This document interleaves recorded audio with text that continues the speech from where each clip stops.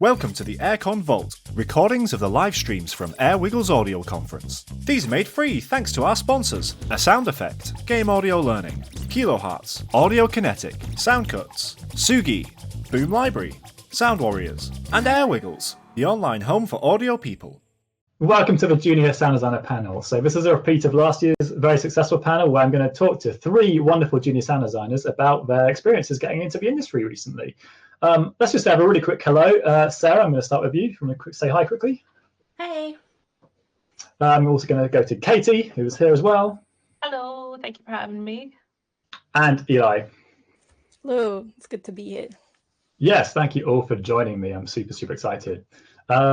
Okay, so before we get into the questions, I'm just going to go through everyone's little stories, you know, how they got onto it, their journey, where they currently work, etc. Sarah, are you okay starting us off? Yep, sure. So I'm currently working as a junior audio designer at Junkfish. I've been there for about just over 6 months, but I have a background in teaching music and music technology. So I had a bit of a career change a couple of years ago. Went to go do a master's in music and sound for film and games.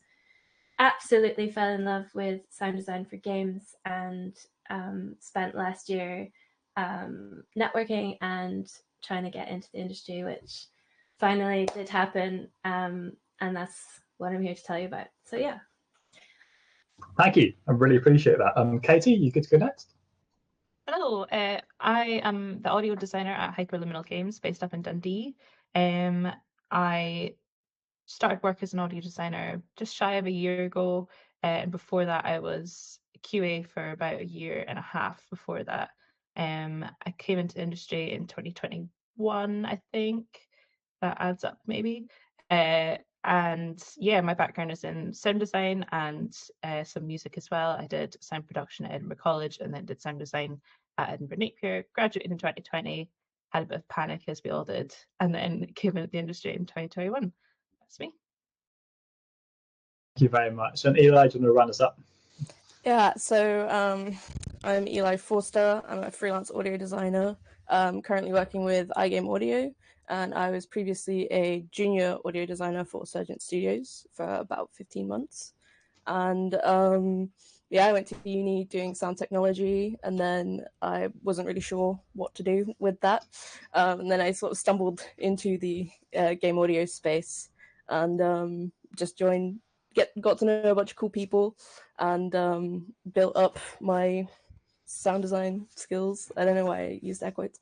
And yeah, eventually just got to know Damien Shepherd, who runs iGame Audio, who offered me my first role, and then applied to Surgent Studios like January 2023 and ran out that contract. It was super fun, learned a lot. And now I'm back with iGame Audio. Fantastic. Thank you so much, everybody. I also just wanted to say on all of your behalves, because I know that none of you should say this to yourself, but these are three unbelievably talented sound designers. I've heard their reels. They're lovely to get on with. They're all lovely people. They've never met before today, but I can tell you they're all lovely people. And they're super, super talented. And so I'm obviously not going to say that, but I think we're going to be chatting today about how to get work as a junior sound designer, how to get your foot in the door. And the first step is be really talented, and all of these people are. So yes, wanted to big them up a lot. And thank you all for doing this talk with us. So yes, this panel is basically dispelling some myths and just giving some light, shedding some light and information about the process of getting a job in game audio when you're new, when you're a junior. You're all sound designers, but this will probably apply for music as well a little bit. Obviously, people in the audience, I imagine, are looking for work. I'll tell you what, actually, if anyone in the audience is currently looking for game audio work, especially as a junior role, do let us know. Let's see how many people there are. But you've probably found it's actually quite tricky to get into, mainly because there's so many people trying to do it. It's very difficult. There's a lot of applications without hearing anything back. You know, it's a lot of grinding, a lot of work on sharers, websites, networking. It's very difficult, and it's very easy to kind of lose focus or lose motivation. And so I'm really hoping that by chatting to you through today, we can maybe dispel some myths, talk about what's actually useful, what's not so useful, and hopefully it'll be useful for it. Yeah, look at all those people trying. There's so many of you, and it's a shame there's so many people, but at the same time, it's nice that you're all here together, working together and learning together. But yes, anyway, the first question I had for you, and like I said before, if you just maybe like raise your hand or something if you feel like comfortable to answer it, and I'll go through one or three of you or something for each question. But I just wanted to know, how long were you looking for your first job in game audio? Someone raise a hand. Sarah, let's go. So about a year, basically. Yeah. So Cool. a lot of applications, a lot of rejections, which is completely normal because as you all know, it's a very competitive field. And yeah, you just got to not give up would be like the first thing. Yeah. Were you working at the same time during that time, or were you just focused fully on audio? What were you doing? I was very lucky to not be working during that time. So I know that a lot of people do work full time and try and look for a job, and that's when it's really, really hard. So I was in a really lucky position not to have to do that. Yeah. So yeah. Cool. Okay. Katie, I know your story is a little bit different because you were in QA first, but I remember, what was your process like? How long were you kind of like trying to pivot into audio? My process was, I think, quite different from how people would typically experience it. In a sense, I do kind of, I feel quite lucky to have not had to do like the massive grind of applications and such. But I essentially kind of stumbled into a QA role. I was working hospitality and needed out ASAP. Applied to a role up in Dundee at my current company. And it was the fact that I had sound design on my CV that helped with that. But I made it very clear from the start, I want to be in audio, and I was about 1.5 years of trying to break in within my own company before I was offered the role. I had about 6 months of kind of doing half QA work, half audio stuff before I was officially offered the role of audio designer. So yeah, a little different than most, I would say. I was also QA, and actually I know a lot of people who did pivot from QA to audio. That might be something I touch on later, actually, because I think that's a somewhat viable technique into getting into audio. Eli, how about you? How long were you looking for your first audio work? Well, I knew it was like pretty tough to get into, so I actually spent like, I think 8 months sort of working full time, and then just like building up my sound design skills, like participating in Discord challenges and stuff, just to feel more confident in the stuff I was putting out and just posting it on social media and stuff. So I did that for 8 months. I didn't apply to anything, and then I was lucky enough to get a message from Damien Shepherd on Twitter being like, "I'm hiring people. I like your stuff. Are you at Develop? Do you want to meet?" So I think that's quite rare, and I was very lucky. And then and that was only part-time as well. So then I was looking for like more full-time work, and I think it took 6 months from me like working with Damien to then getting to Sergeant. Okay, I see. Yeah, that's cool. I was going to ask you all how many rejections you all got, but it seems like Eli and Katie basically none, because you kind of got poached, I suppose. And then Sarah, you said you had quite a lot. Do you know roughly how much, or just not hearing back? I don't actually know. I don't know the number. But fair enough. Too much to keep track. Yeah. When we did the panel last year, yeah, everyone has lots of rejections. I think it's something which I think a lot of people get very upset about, obviously, because of how hard it is and how long it takes, how many rejections you get. But it is just like natural. I think something to remember if you're applying for work is that each position is probably getting like 200 applications. So there's a 0.5% chance you'll get it, and there's a 99.5% chance you're going to be rejected, even if you're great. And actually, you have to say, folks, 8 months, 9 months, a year, etc. That is obviously quite long, but it's not actually too bad. Well done, all of you. I've heard from people taking a lot longer than that getting into game audio. So again, if anyone's in the audience kind of thinking, it's been over a year and I've not got something yet, like these might be exceptional cases, because I've definitely heard of several people kind of being 2-3 years, etc. I've heard of some people being 1 or 2 weeks. Those lucky. But that's great. Cool. Okay, then. So my next question is, what do you think gave you the edge over other audio designers or candidates with your kind of first position? Eli, I'll start with you. So obviously, I know you didn't apply, you kind of just got picked from the internet, but why do you think that was? I actually had the chance to talk to Rob Brown from Surgeon Studios about why he picked me in the end. And I think it just comes down to being a nice person, to be honest. Like, I feel like everybody has a lot of skill who wants to be in this industry, and it's just about being somebody who's like willing to learn, can take criticism, you know, it just makes somebody else's job easier, I think at the end of the day. So yeah, I think it just comes down to being very likable, you know, and enthusiastic, nice. that kind of stuff. I totally agree with that. I think it's something we always say to people is you have to be nice, you have to be likable. People have to get on with you, because otherwise, like, why would you pick to work with someone who's horrible when there's 200 other people who are basically equally as talented and nice?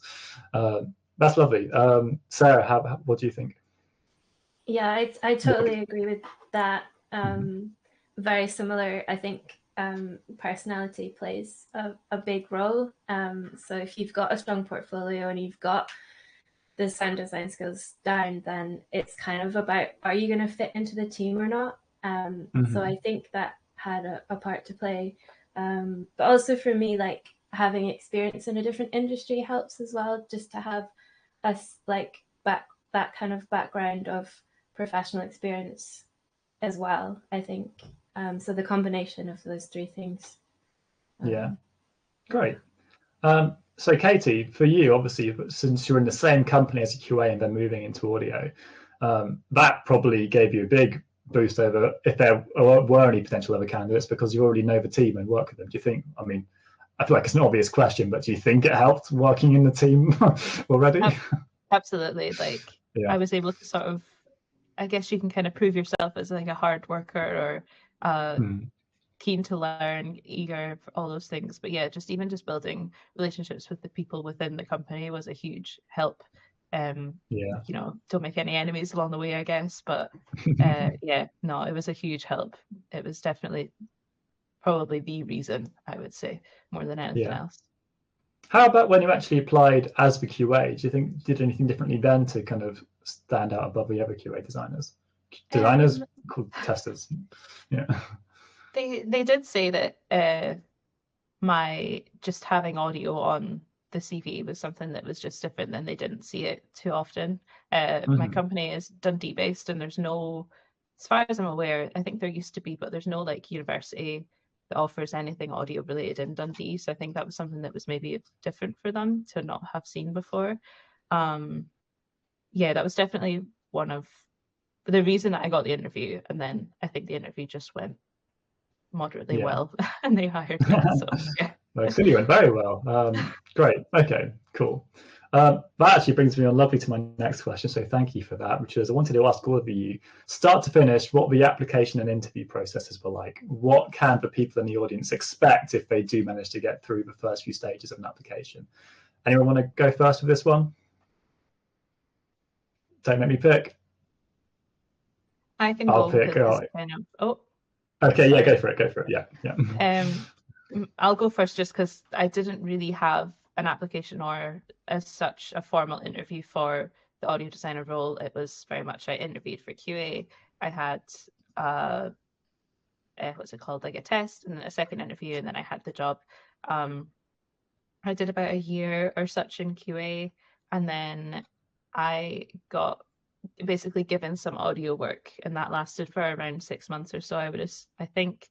And then they really needed some audio on the game that they were pushing to release the following year, and I was essentially asked, can you do this? And I went, yes, I can, and then I got the job. That's very, I think, not nice. Atypical, not typical at all. Did you think you could do it, or did you just say it and then figure out later? I think I said something to the effect of like, I could figure out how to do it. Okay, nice. I'm not a junior anymore, but it's similar to me, I remember, because I obviously used to be a QA, and I got my first QA job with a similar kind of thing where it's you actually, how I just met someone who offered me a job there and then out of the blue about QA. And I remember doing my QA job, I did a little bit of audio on the same game I was working on, and then use that to kind of say, technically did additional sound design on this game, which obviously helped in my CV. tell you what, I'm going to quickly jump ahead and stay on you, Katie, for a bit, if that's right, because we're talking about it. Your transition from QA to audio, how did you find that transition? And kind of like, was there any kind of like, I guess, benefits from doing QA other than just like knowing the team, knowing the game that you think helped with audio? Would you recommend it for others to maybe look into the career in QA beforehand? Absolutely. I think it gave me to start my QA experience in my company, where the team that I was working with, and I wasn't working internally, I was working mostly with external clients and such. And that helped massively just to get your kind of brain around how the industry works, how to communicate effectively with people you don't meet or see on a day-to-day basis. And also just getting like the language used and the lingo kind of, in your brain a wee bit. In terms of transitioning from QA to audio, for me, it was a bit of a shock, because I went from a massive QA team with, I think there was like 20 plus, or that's massive to me, 20 plus people. And I am the only audio designer. There's nobody else that I can kind of bump ideas off of, or that I don't have anyone sort of giving me guidance from above. So it was definitely a bit of a shock in that sense. It's definitely where the imposter syndrome kind of like gets you, and you just kind of have to believe you know how to do it and whatever. So yeah, the transition was a little bit tough, and I found myself to be quite analytical. So going from something that's quite repetition based and sort of how it is, like analytical, and going from that to something more creative in a day-to-day role, I found a little challenging as well. I felt like I wasn't doing work because I was just like messing about with stuff, but it is work, and you have to tell yourself it is work. So yeah, it was definitely challenging, but it takes only a few months to get into it, and then you're fine. It's your new normal, and it comes totally second to you. Great, thanks for that. I really appreciate that. Right, sorry, I've got jumbled up on my list of questions. Going back a couple, so I was talking about application processes and interview processes. Eli, do you want to tell me how your application interview process went? Yeah, so specifically for Surgeon Studios, I think it was just 2 interviews. There was no audio test. And with iGame Audio, it was like just a chat, and then he was like, send me your reel. And yeah, that was basically it. Nice. Yeah. Great. Okay, cool. Sarah, how about you? Did you have any audio tests? I didn't for Junkfish, but I did when applying for other studios, mainly bigger studios. So AAA companies usually gave me a test. But then, yeah, like if you're freelancing, I find that like sort of solo devs, they kind of do the whole, can we have a chat thing? And that's the kind of almost interview itself. But yeah, I was lucky. I just had 2 interviews, and then with Junkfish. So. Okay, great. What kind of questions came up in interviews, folks? Any ones you remember, or any ones that kind of caught you out? Did they do the classic, what's your weakness? And it's like, I work too hard, I'm too creative. Or is it just too much of a panic and shock you don't remember any of them? Sorry, I never wasn't in the questions I sent you, so I've blindsided you all. I actually can't remember the questions, but I'm pretty sure there was no questions that were like made to catch you out. Like I think it was more like who are you and how do you approach sound design and that kind of thing. I think that's something I didn't know how to do at the beginning actually of the process, was being able to talk confidently about game audio. And I think that's a really important skill. And throughout the interview processes, I got better and better in like analyzing game audio, and you get better at that. Yeah, one of the interview questions Adele Cutting, my boss, asked me was just tell me about some game audio that you really love, or like a game you think sounds great. And there's no correct answer, obviously, but it's kind of, if you can show that you can talk passionately about the topic you're supposed to be applying for a job to do, then that's great, isn't it? Because you can just shows you can talk about things, you're analytical, you can see what's good, you've got taste, you've got preferences, so I think that's a nice thing to do. It's obviously very scary to do in an interview process where you're terrified of saying the wrong thing. You're thinking, should I name the game they worked on, or is that too but that makes sense. Okay, so then everybody, for the people in the crowd, in the audience now who are maybe applying for junior positions or going to start applying, what do you think the most useful skills they can like practice or develop are? Eli, do you want to go first? Yeah, I think that just for, I don't know, I think it's a difficult question. There's so much that you feel like you should be on top of, but I think if you should know what you're applying for and like tailor your application to that. So like if you're working for a AAA company, make like a AAA reel, and indie, vice versa. But I think it doesn't help. It doesn't hurt to have some experience with an engine or a project of any kind, even if it's like a game jam or something. You know, I think anything sort of puts you in better stead. And yeah, I think just having people skills helps a lot as well. You know, because it's such a collaborative industry. It leaves you in a better place if you know how to talk to people well. Yeah, of course. Katie, what do you think? What would you recommend someone start practicing? Oh, I don't know about practice. I've kind of just thought like just coming across as eager and keen to learn, I think are the best qualities that I would, if I were hiring for whatever reason, that's qualities I would look for. But yeah, just to double back on what Eli said, like definitely some work in engine. That's where I found my weaknesses to be when I started. And just being able to, again, like kind of sell yourself, be confident and be able to communicate effectively about game audio. Yeah, those are mostly weaknesses I saw in myself when I started. But yeah, absolutely, definitely useful skills to have. I've just seen a cat enter the room and I'm so excited. Yes, cool. Well, my next question was then, something which we always tell people to do here on AirWiggles and Game Audio Learning is networking. We kind of go on about it literally all the time. I think Greg and I are in agreement that networking is basically essential to finding work, but I'd love to hear from you all. If you did much networking, if you found it helpful. Do you want to go first, Sarah? Yep. So I did a lot of networking last year. I kind of started turning up at a bunch of events, game audio events, game dev events. And yeah, it can be scary at first when you've never done it before, but it is just about making friends with people. It's to me, I actually disagree with the statement it's important to get a job. Like, to me, if you're not freelancing, it's more about having a network and being active in the industry and having a community of people to fall back on and talk to. Like, through networking, I had a bunch of people who we would like all be going through these application processes together. And then you've got like a hype person, you've got a person in your corner to be excited when you get an interview, or like chat to when you don't, or like be like, oh, there's this really cool Discord group you should join, or there's this really cool YouTube video you should watch. And just being actually in the community, like being in the industry, is kind of what networking is about. It's not about actually landing a specific job. That's how I find it anyway.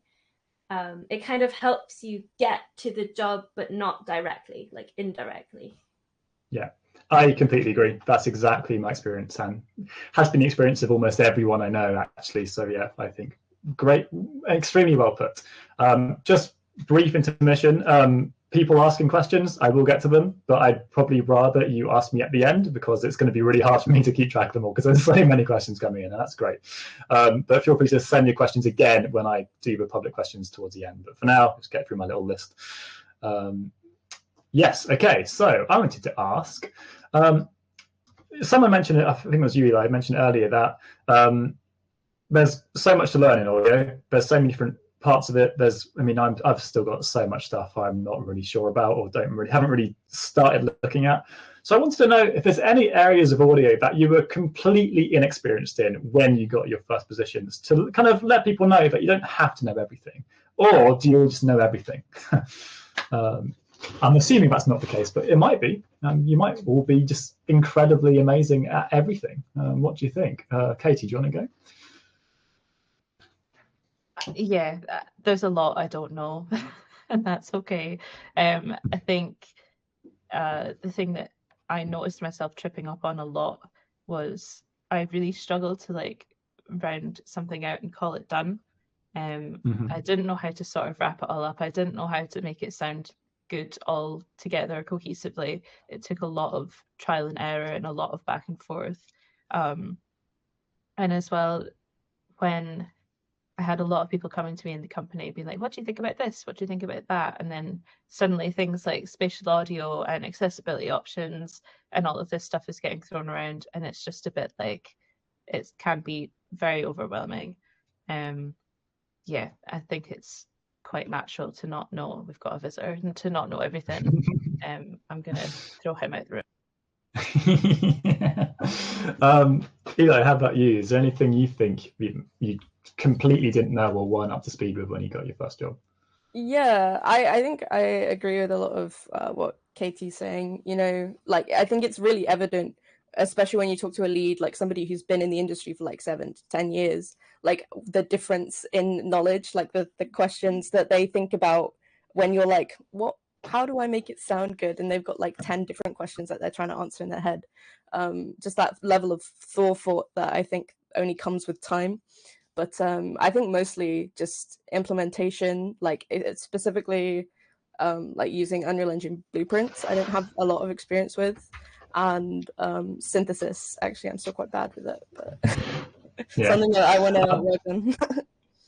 That's the same for me, actually. Even after 7, 8 years working full time, like blueprints, Unreal, like I know a little bit about it, but I'm still a bit new to it. I'm still learning. But I think there's so much stuff, isn't there? It's, I'm probably very, very unknowledgeable about jazz guitar and loads of other different aspects of music and audio that exist. So there's so much to learn, and no one can learn it all.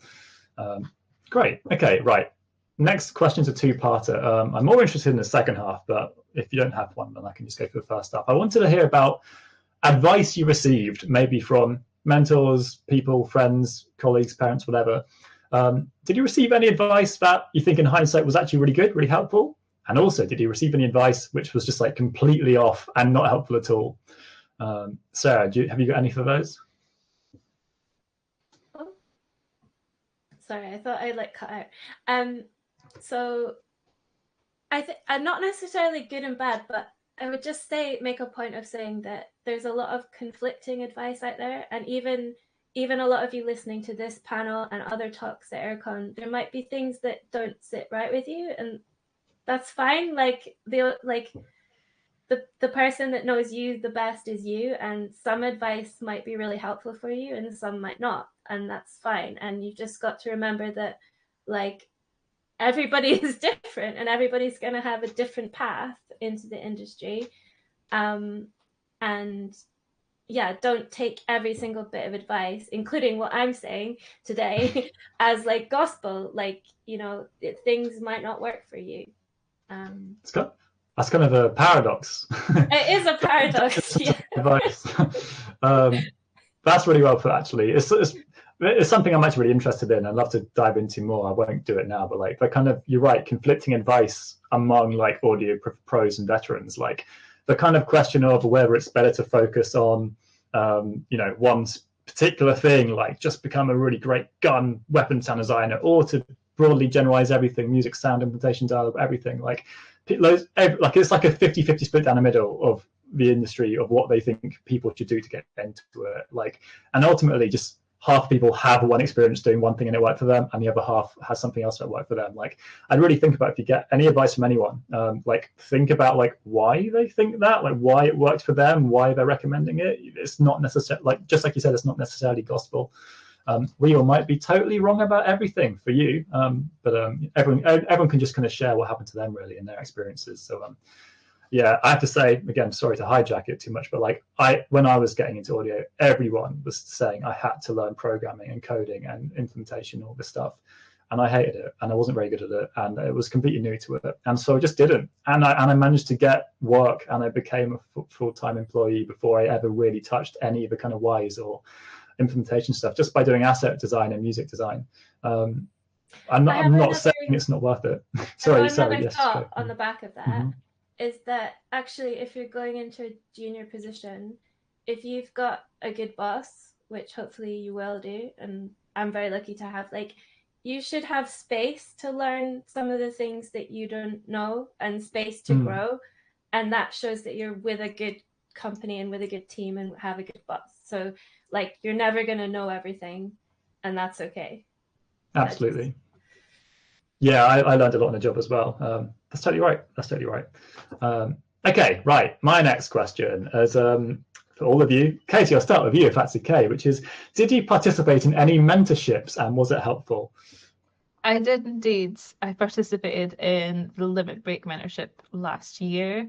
I had some guy called Lewis who mentored me. He wasn't Sounds very pretty daunting. swell. Yeah. No, it was hugely helpful, not only for like the very specific advice, like I came to you with very specific questions of like, oh my God, they need this thing, how do I do it? But just generally, I think getting your headspace to be audio, if that makes sense. I was QA for so long. I was, kind of quite detached from audio as potentially a career path for me. And even just sort of like realigning myself to be like, okay, no, I can do it. There is support systems out there. There are networking opportunities. And just, yeah, it's just like getting yourself on the straight and narrow was hugely helpful. Yeah, it was great. It was really good. Oh, I will ask Sarah. You were also with Limit Break last year, is that right? I'll ask you because I wasn't your mentor, so hopefully you can give a non-biased answer. Yeah, I mean, I had an amazing experience also. My mentor was also called Lewis, but it wasn't you. Yeah, no, oh, you wired me. I was like, was it me? Oh God. Okay, that's good. Yeah, no, it was brilliant, and I highly recommend it as a program. This year has already started, so if you want to apply, you have to go next year. But also, there's a bunch of people in the industry that are just approachable and will take you on as a mentor. That's not through that program. I remember approaching someone at the very start of last year to have a look at my CV, and they were like, yeah, sure. And that was really helpful at the start. So yeah. Great. That's great. Yeah, for those looking or maybe haven't not heard about mentorships or don't even know what it is, just to let me clarify. So like typically a mentorship scheme, you kind of get matched with someone working in the industry. When I started, I was only a couple of years in, but it can be someone who's been working in the industry for years or just new or whatever, and you just kind of have regular calls or checkups or give feedback, etc. Just to guide you basically and to answer questions.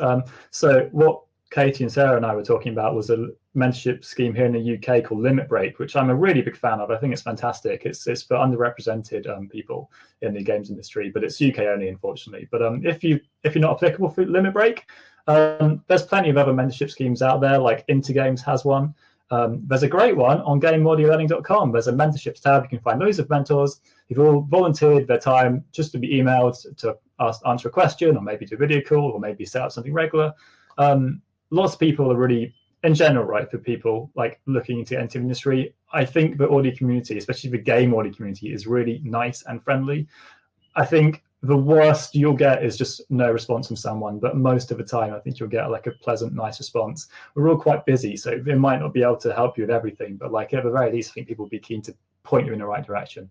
So I would recommend, if there's anyone that particularly inspires you or you think you'd love to learn from, just send them a message and like everyone's been saying, be friendly, be kind. And I think that's a really good place to start. All right, I'm going to move on to questions that have been asked by AirWiggles members, but I put a post up a couple of days ago. So I'm going to go through those first, and then after that, we'll go through some live questions. Mark asked, what would you say to your younger self? I'm assuming this is more in the guise of audio and your audio journey, but I suppose if you want to just chat to you as a 5-year-old, you can do that as well. Eli, do you want to go first?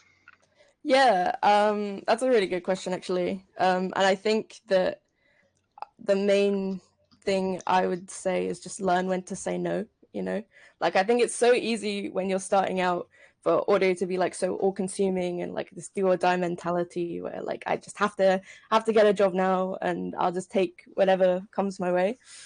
but it's important to have like a good work-life balance, and to, you know, not overwork yourself really early on, because it will just do you so much damage in the long run. You know, everybody gets into the industry because they're passionate about what they do, and you don't want to lose that passion by, you know, burning yourself out too quickly. So yeah, that's probably what I'd say. Thank you for that. Katie, how about you? What would you say to your younger self? Honestly, much the same. Like, kind of take your time with it. I kind of flip-flopped between a bunch of different like audio related things that I wanted to do, and eventually settled on game audio. But I felt like such a pressure to kind of pick and like go kind of I was going to say a phrase that's not applicable, but like just go put all of your energy into one thing. But kind of you can have your fingers in many pies and figure out which actually sits well with you and which one you enjoy the most. There's no need to make a rash or a snap decision. You can take your time to figure out what is enjoyable to you and what you find fulfilling. Yeah, that's nice. Greg always says, oh, Greg is like an old dad. Greg always says to me and to people that he chats to, which is like, just to follow the fun. Ultimately, if you're watching this talk, if you're here, if you're in audio, you're probably trying to do a job which you actually enjoy rather than working in retail or something. And so if you might as well go all the way, you might as well take your time to work out what it actually is that you really do enjoy, because there's no point, well, I guess there is a point, but like, it's kind of, you don't really want to spend all this time and work putting in all this effort to do a specific thing and then you're not actually doing what you want to do in the first place. So, you know, like you said, I agree. I think it's a good advice to take your time, figure out what works for you, what you enjoy. You might find you like enjoy certain types of sounds like more than others, or you might find you really love Foley or music or whatever. But yeah, follow the fun and do what you enjoy. Sarah, how about you? What would you tell to your younger self? Mine's like way more about confidence. So it's more like, just stop telling yourself that you're shit, because you're actually all at what you do. Yeah, because I had massive imposter syndrome even when getting the job, but it sounds like I was at the Game Audio Symposium the weekend in Leeds, and there was a senior sound designer there saying that he doesn't know anything. So it's like everybody gets imposter syndrome, and just stop telling yourself you're shit. Yeah. That you've like, have you? I don't know if you've read my question. You must have read my questions, but that's led on perfectly to my next question from Helly, which was, how has imposter syndrome been treating you all? It's something we all struggle with, like you said. Katie, how about you? You finding it feeling impostery? Very much so. Very much so. I'm the only audio person in my company, so everyone turns to me for questions, and I don't know the answer to them a lot of the time. And I feel like I'm making it up, but there is truth there when I'm answering stuff. I think it definitely hit very hard at the start. You know, you feel like you just don't know what you're doing, but I've kind of now learned that I do know what I'm doing, and I've learned to identify the imposter syndrome when it comes in. That doesn't mean it goes away. I don't think it ever really will go away, but I've learned to acknowledge it and learned to understand that it isn't a reflection on my abilities. It's just a reflection on how I think my abilities, or lack of, or how they sit. Yeah, I have to say, I mean, I had imposter syndrome. I still do, obviously, but when I started like my first job at my company, like it was very imposter. But at least having a small team, I was working from home. I wasn't surrounded by people I didn't know. And if I had a question, there was other audio people I could ask. I couldn't imagine being the only audio person in a huge team. Fair enough. That would have felt very impostery. Both of you very much should not have imposter syndrome, because you're great. You as well, Eli. I'm assuming you've also had imposter syndrome, because everyone has. I think the important thing is like learning how to cope with it, you know, like that's why I feel like a friendship group that also works in the industry, maybe in audio, is super important. So you can just like go to them and they can just like slap you out of it, you know, or yeah, totally. Physically, I think as well, just like making choices and running with them, because it's such an iterative job that it doesn't matter if you like make something and it doesn't work, because you can always sort of go back to the drawing board. Okay, great. Right, so yeah, to clarify, everybody, you're going to have imposter syndrome. Don't worry about it, or do worry about it. Just acknowledge it. Everyone has it. Yes. everyone belongs. And there's the old, what's it, the old chestnut. I heard someone say, I'm not even good enough to have imposter syndrome. Everyone feels like that. So don't let it get you down too much. All right, my next question was from Miguel, who asks, what was the most surprising thing you've noticed since landing the job? Did the way the studio work match your expectations? Sarah, do you want to go first?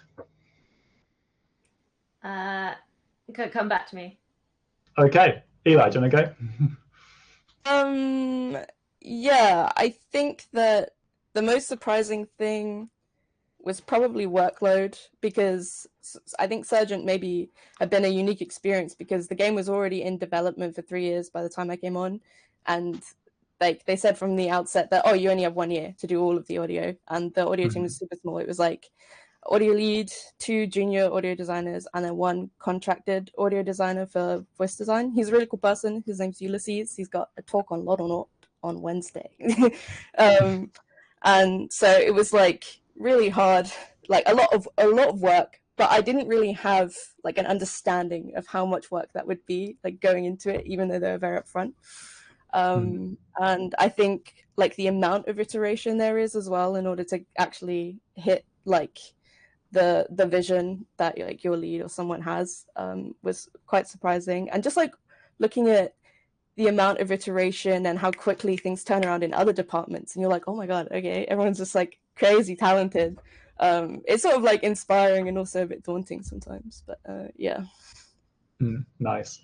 Actually, you reminded me, you're right, Ulysses does have a talk coming up next this week, so do check it out. I just wanted to say to people in the audience, there's some other talks you might not be aware of. If you're here, you're probably interested in this. I believe the talk after this is Katie Tarrant, how to get a job in game audio. So the kind of interview application process, the show rules, that kind of thing, we'll go more into, well, she'll go more into that. And also Kasia Jekin is doing a talk about sound design tests. So when you get past that interview phase, check that one out. I think that's on a Thursday. It's all on the live events tab. You can find it. There's lots of good talks for juniors and aspiring sound designers, which is yeah, worth checking out. So the last question I've got from the pre-questions before I go to the live ones is Lewis asks, not me, Lewis Ball, what were you worried about going into the job that really wasn't worth worrying about? Is there anything you just think you were so stressed about but just didn't need to be? Have you got anything, Katie? What was I most worried about? Come back to me. Okay, Sarah, anything? I think just going back to like the whole not thinking that I know enough thing, but then realizing that I have space to learn. So like I didn't know Unreal Engine 5 or Meta Sounds, and guess what? I'm using both of them, and it's all good. I'm learning it, so it's fine that I didn't know it before. Yeah. There's a lot of learning on a job. I think that is something that definitely I was kind of worried about. I think everyone is. It's all you tie together: imposter syndrome, not knowing things, worrying about things, stressing about applications, etc. I remember, right? Maybe I shouldn't say this slide. Go on, I'll say it anyway. I remember when I applied for a job I was doing, the job listing required it was a music composition job, and it required Pro Tools usage. And I had Pro Tools, but I never used it for music production. I always used Logic. And so for the sound design or the music test I did, I had to write 15 seconds of music, and I figured, well, I'll write it in Pro Tools to test out what I've got to do. And I tried like all day to write this thing in Pro Tools, and I couldn't do it. I hated it. I was so upset that I'm blowing my chance that I couldn't get it to work, because I knew the buttons, but it's just using a new DAW. I couldn't get it sounding as good as I could have done in Logic, and I was getting so upset. Hands up, I cried. I was distraught. I was so upset. I was so worried about it that I couldn't use Pro Tools to the standard I said I could in my email. I was so upset, and I thought, screw it, I'll just do it in Logic, and get it done out of the way. And then I got the job, and it turns out we only needed Pro Tools to drag some stems in for about 5 minutes and send to a client. We didn't need to use it at all. I was so worried about it because they required it in an interview, and it wasn't even I didn't need it at all, basically. I needed to drop a file into it and send it, and that was it. And I was so stressed. It was not worth worrying about that at all. I see people in the chat saying I also cry when I have to use Pro Tools. I didn't say it. Tell you what, let's go to the live questions. I know so many people have been putting questions in the chat, and I'm sorry I've not caught up with them. There's so many. Please, from now, pop your questions in the chat. It would help if you start it with capitals, question or key or something, so I can just quickly identify it as a question. I'll go through them as we come in. Let me scroll up and see if I can find one just to start us off. Thank you, by the way, for getting through so far. I really appreciate it. Let's see. Questions, please, people.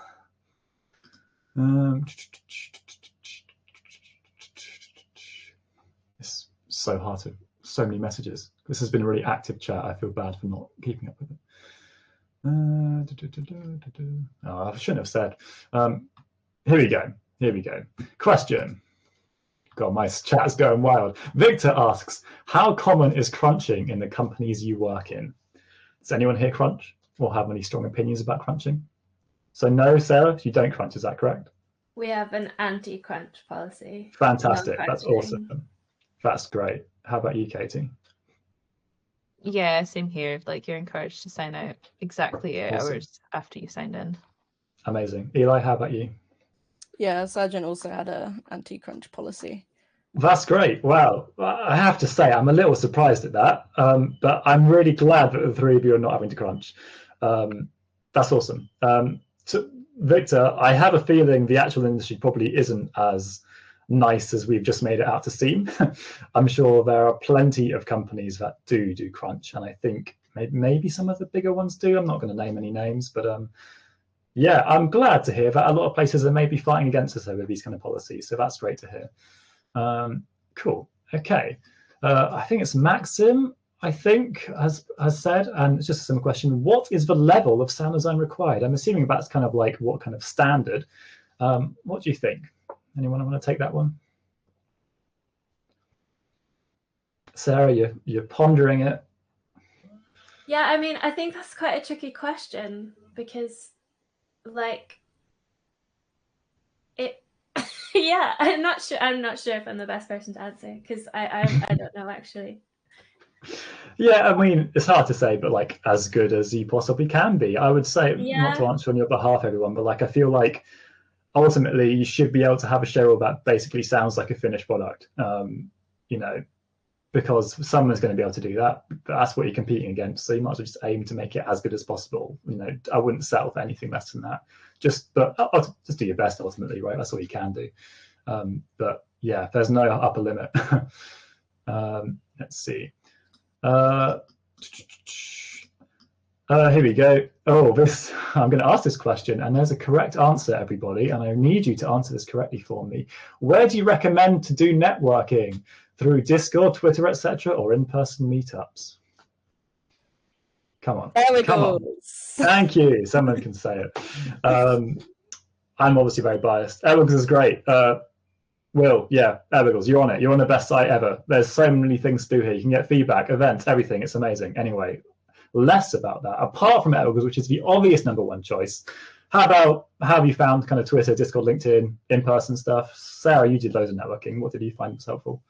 In person was what's really good is to connect with someone online and then meet them in person. So it breaks the ice already because you've already spoken to them and then you see them in person and you've already got a connection. So I did that quite a lot at the start and I've made really good friends from doing that. So yeah. I highly recommend that, but also do what suits you. If you're not comfortable doing the in-person thing, that's fine. Just do online stuff or vice versa. Like you don't have to do either of those things.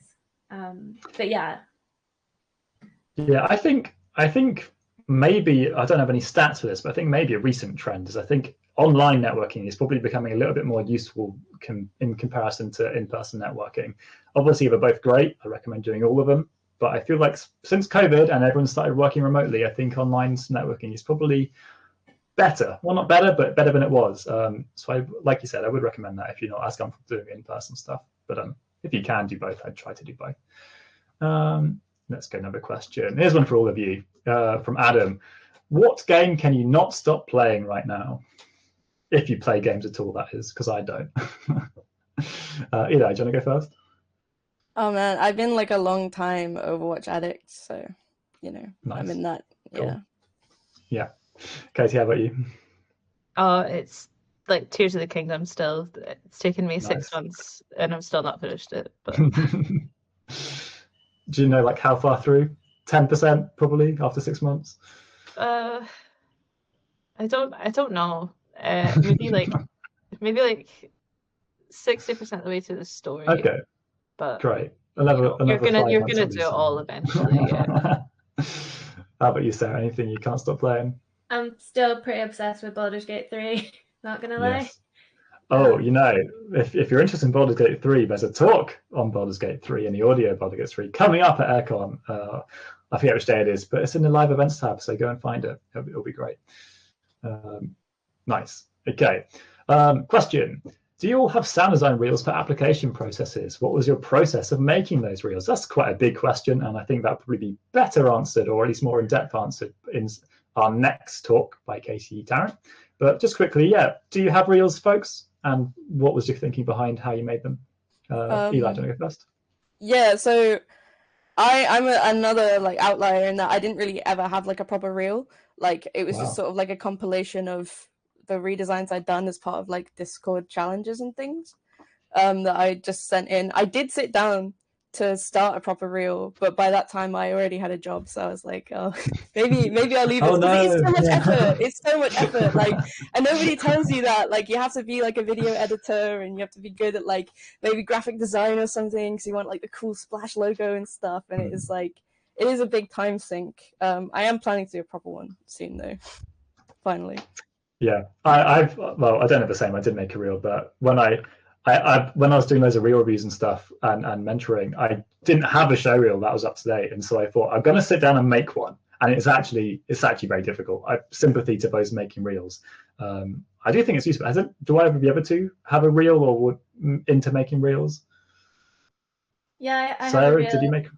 Yeah, it was hard. It does take a long time, and you're constantly iterating and you're constantly trying to improve it. And I honestly feel like you never feel like it's done. And I don't know how many people who have reels feel like that. Like, because you're constantly improving, right? So like another month goes by and you might be getting better at a specific skill, and then you look back at your reel and you're like, no, like I need to update it again. And yeah, I took a lot of advice from various sources and did like the whole keep it to 1 minute and try and have a variety of clips and put your best work first. But I'm sure someone else will go into those details. But it is a continuous thing, isn't it? When you're applying, continuing your reel, because you're right, you hate everything you make like once it's been a week or once you've made one new thing. So you just have to constantly update it. It's never going to be finished, unfortunately.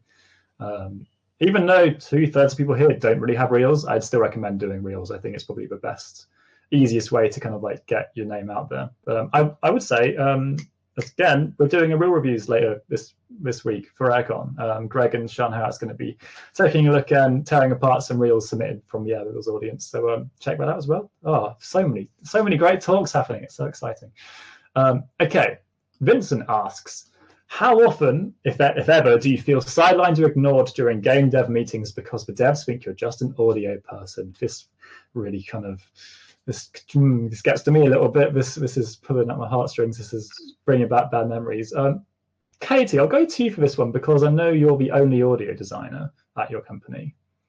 Yeah, it's tricky. You get a lot of amazing people that recognize audio as being important, and they will try their best to include you. I've been included in like leads meetings, which are amazing because you feel like you actually understand the direction the project is going in as a result.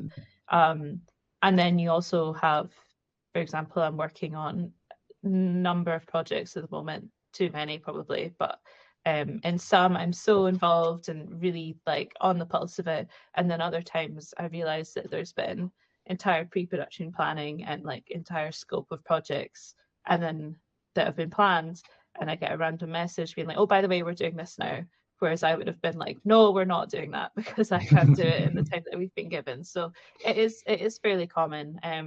I think it hugely depends on the team that you are working in and whether I have found if people have an interest in anything audio related, whether it be like music, they play in a band, they like making weird sounds at home, I find they're much more likely to include you. But all it does is just make my voice louder, and I shout a bit more and say, I should be in these meetings. So yeah, it does happen, unfortunately, but you just have to be bold and fight your way through it a wee bit. Would you agree that you do have to kind of like fight to be heard sometimes, just because people don't really understand the field? Definitely. Less so in actual meetings themselves, but more to be included in them from the start. That's where I find there's kind of a disconnect a wee bit.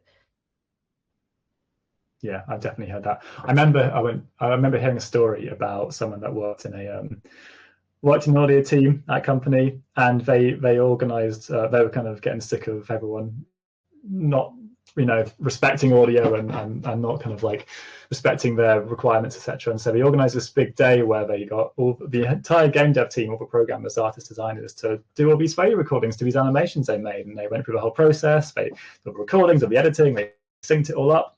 And at the end of the day, when they showed it back to everybody, they changed the video so that it was all out of sync with new animations. And they were like, "This is all wrong." And I'm like, "Yep, that's what you do to us every day.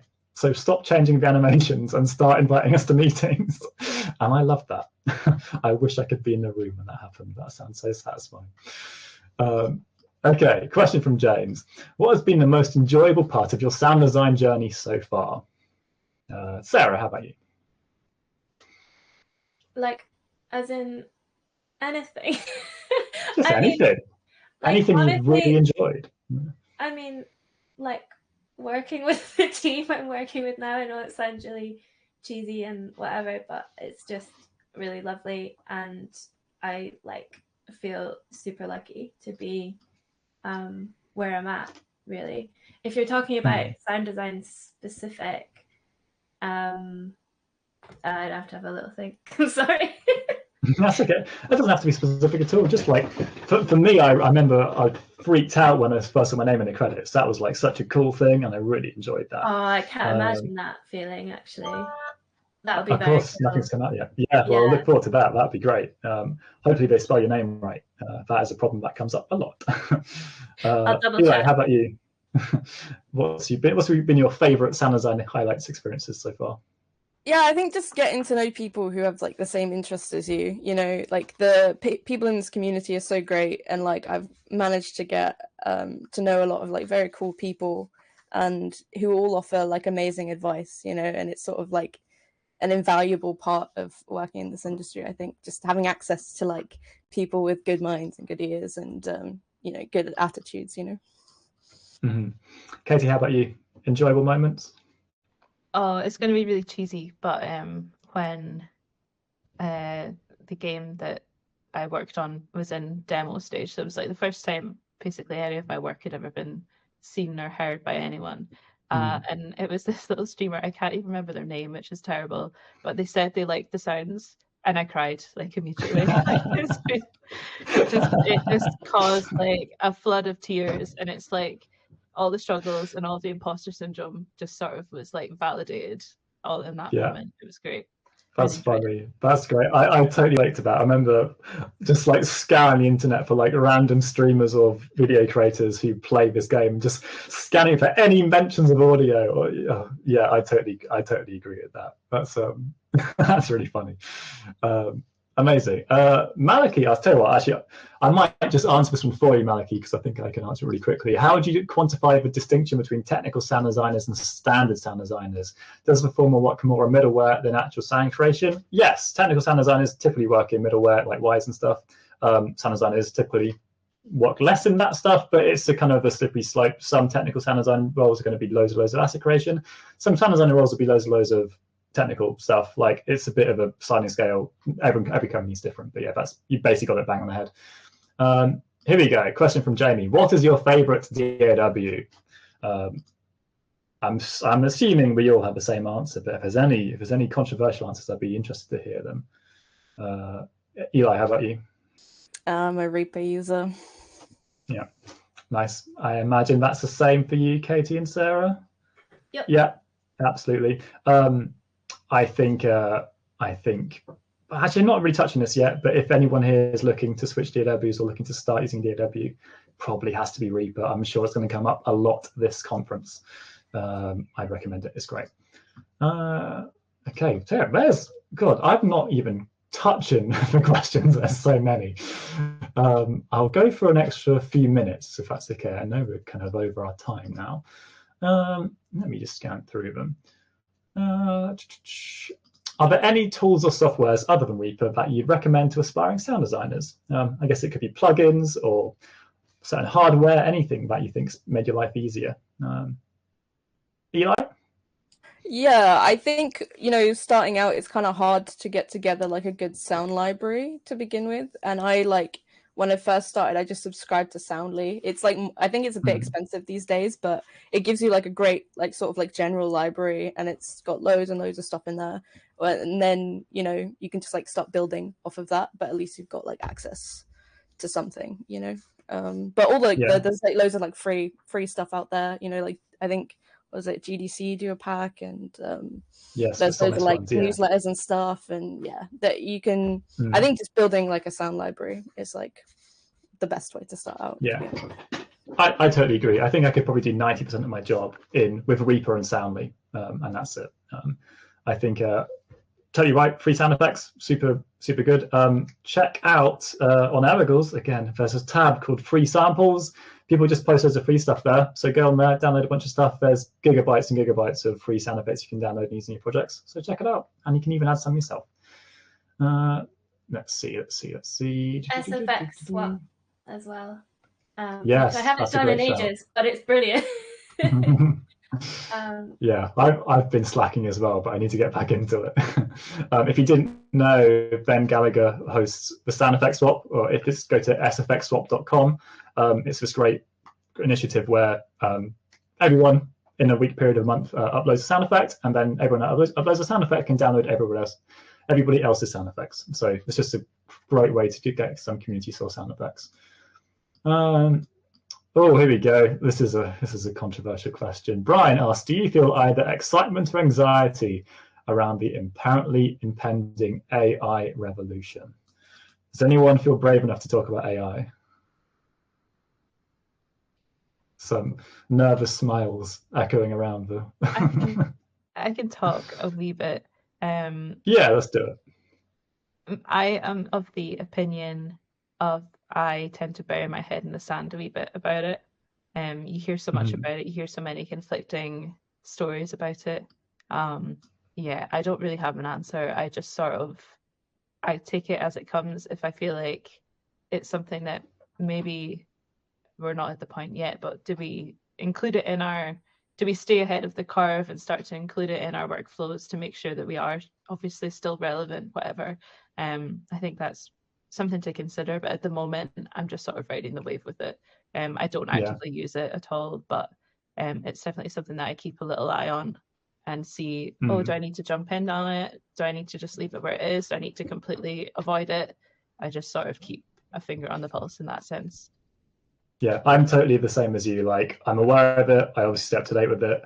I'm terrified and also a little bit excited about it. Like, there's something seems cool, something seems scary. To be honest, I don't mean to speak on the rest of your behalf, but like, I feel like I'm definitely not experienced or knowledgeable enough to have an interesting opinion about this, because I don't know. There's so much uncertainty around it right now. It's just, I'm kind of watching it like I watched a spider in the corner of my room. I'm kind of, it's there, and I try to forget about it, but I'm always just like looking at it, just checking it doesn't move or do anything. I imagine it might come up a few more times this conference, so feel free to ask it to some other people as well, but it's tricky. Oh my word. So I think there's more questions now than when I started asking the questions. Right, hold on. Let me just see if I can find some.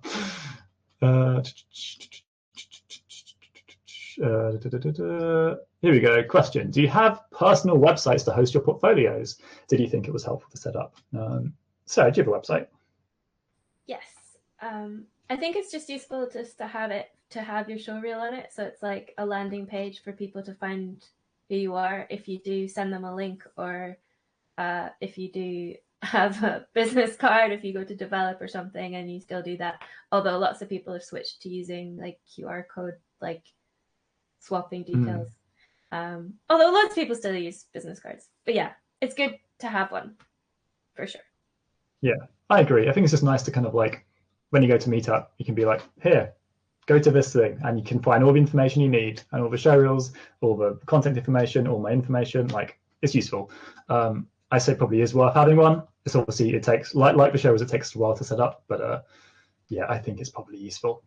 Okay, getting through them. I think we're nearly at the end. Let me see if there's any last questions. You know, I think that might be it. I think I've missed it, so I don't know who said it or exactly where it was, but I'll ask it anyway. Which was how important is it to stay up to date on socials? I might be butchering the question slightly, but I think someone asked something about that. I know Sarah and Eli, I feel like I see you a lot on socials, to be fair. I feel like I see your names pop up quite a lot. Katie, less so. So I tell you what, Eli and Katie, I'll probably ask the two of you. Eli, do you want to go first about what you think about social media and how important it is? Yeah, I mean, I would probably attribute a lot of my success to social media, just because it's so easy to reach like so many other people and build a community that way and like a network online. I'm not too like consistent with it. I'm more active on like Twitter than Instagram, for instance. But yeah, I do think it is important, especially if you can't get to like in-person events. It's happened to me before where like I've been posting on social media and I've like introduced myself and someone's like, oh, I think I've seen you on Twitter, and it just makes things a little bit easier to like start a conversation and stuff. Or if you can't make it, then people sort of maybe know who you are, you know. So I do think it's useful. I totally agree with that. I have a lot of people come up to me saying, hey, you're the AirWiggles guy. And I'm like, guilty. And it just helps break the ice and makes it so much easier to start conversations. Definitely got on opportunities from just people recognizing me or in person from my profile picture or something. It helps that I'm very tall and have I don't have short brown hair and a beard, so I'm not really looking like the rest of the audio gang. But so I'll come to you in a second, Katie, but something which I say to a lot of people is I do think social media, unfortunately, is actually quite important now. I feel like it is useful for a lot of things. It's useful for getting your name out there. I would probably suggest to almost everyone that it's worth their time setting up, being active, participating in things. I mean, obviously you should do it on this website, but even across, LinkedIn, Twitter, etc. Like, I think it is useful. But Katie, I mean, unless you've just blocked me on all platforms, I don't really think you have that many socials, right? No, I'm so absolutely. Clearly, it's not.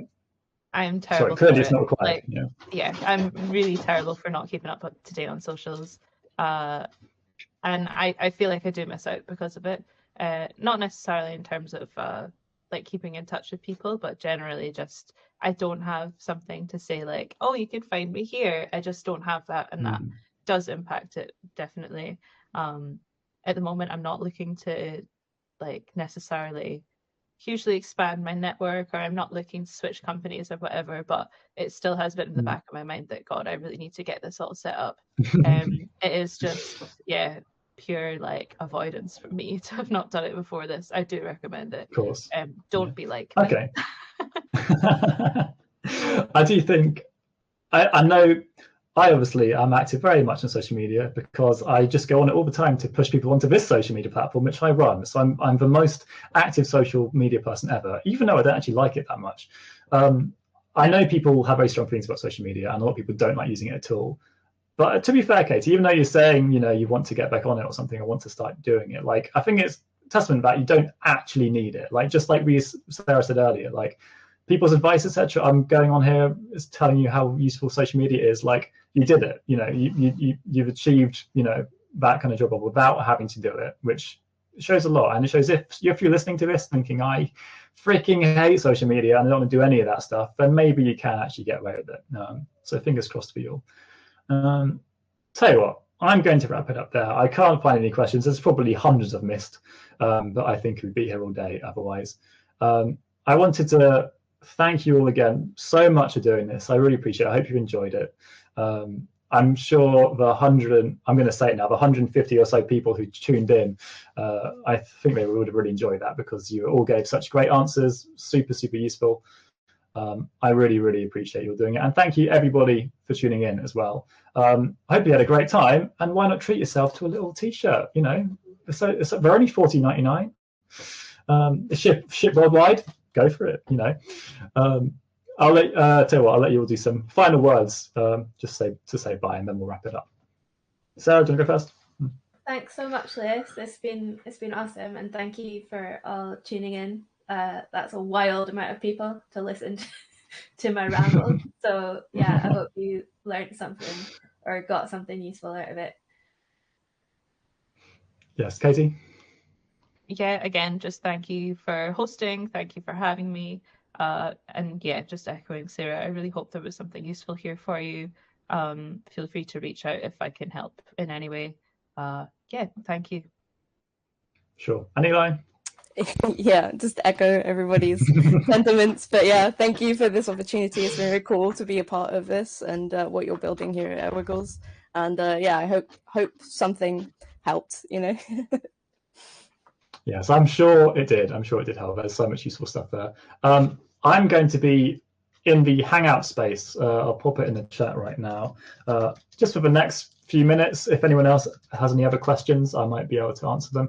I'm not going to speak on behalf of Sarah, Kate, and Eli in case they're busy, but you're welcome to join me in the Hangout space, just to basically just join the chat in case there's any more questions. So I'll see you there, but otherwise, have a great rest of your day, everybody. Oh, and make sure to tune in. I mean, tune into all the talks, but in a few hours, I'll be back with a pub quiz, which I'm super excited about. So you can come and test your audio knowledge there. But again, thank you so much, everyone. I'm going to end the stream now. Have an awesome day, and thank you all so much. I really, really appreciate you coming along. Thank you.